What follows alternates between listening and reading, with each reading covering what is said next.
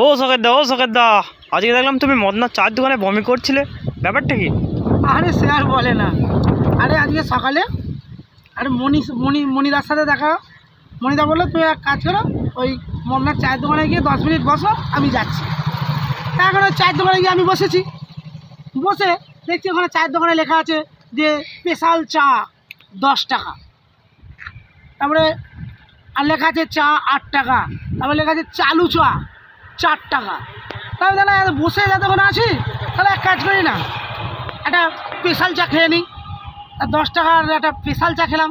ও সত্যি এত সুন্দর চায়ের স্বাদ, সেই আগেকার যে চায়ের আমাদের কাঁচের গ্লাসে চা, খুব সুন্দর লাগলো।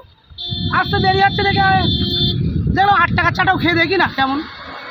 8 টাকার চাটা খেলাম, 8 টাকার চাটা দেখলাম ওই 10 টাকার চায়ের চেয়ে মানে একটু কমা, তবু খারাপ নয়।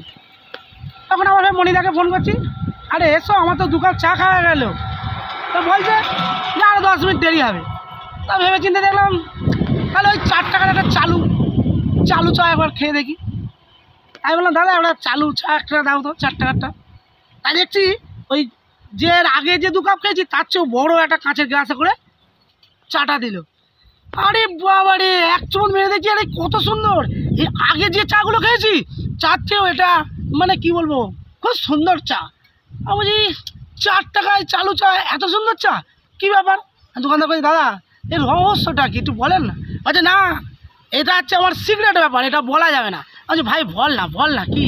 তখন বলছে যে এটা সব কাস্টমার যে চা খেয়ে চলে যায় এই গ্লাসের তলায় কাপের তলায় যেটুকু করে অল্প অল্প থাকে, সেইটা আমি আমার এক জায়গায় রেখে দিই, তারপরে ওটাকে আবার একটু গরম করে এই 4 টাকায় আবার দিয়ে দিই। এটা আমার বিনা ইনভেস্টে, আমার এতে এই চাই আমার কোনো খরচ নেই। তাহলে বল কি চা খেলাম, সারা লোকের এই এটো চা, বমি হবে, বমি পাবে না, কি বল?